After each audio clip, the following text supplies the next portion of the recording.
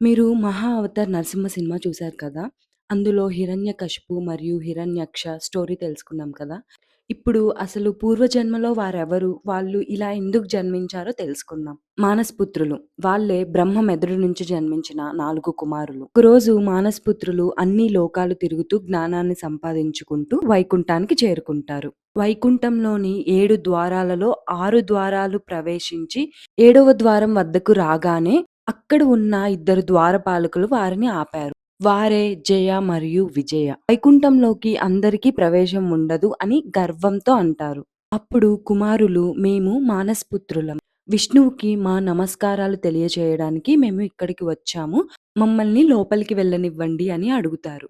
కానీ జయ మరియు విజయ వారిని నమ్మలేదు. విష్ణువు విశ్రాంతి తీసుకుంటున్నారు. మీరు ఇక్కడి నుంచి వెళ్ళిపోండి. పైగా మీరు వేసుకున్న దుస్తులు కూడా సరైనవి కాదు అని అంటారు.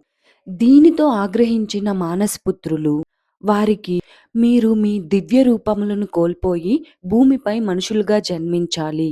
విష్ణువు నుండి విడిపోయే బాధను అనుభవించాలి అని శపిస్తారు. జయ మరియు విజయ భయంతో విష్ణువు దగ్గరికి వెళ్లి క్షమాపణ కోరారు. అప్పుడు విష్ణువు ఆ శాపాన్ని నేను మార్చలేను. కానీ అది ఎంతకాలం ఉండాలో మీరు నిర్ణయించుకోవచ్చు. 7 జన్మలు నా భక్తుల్లా పుడతారా? లేదా 3 జన్మలు నా శత్రువుల్లా పుడతారా? అని అడుగుతాడు.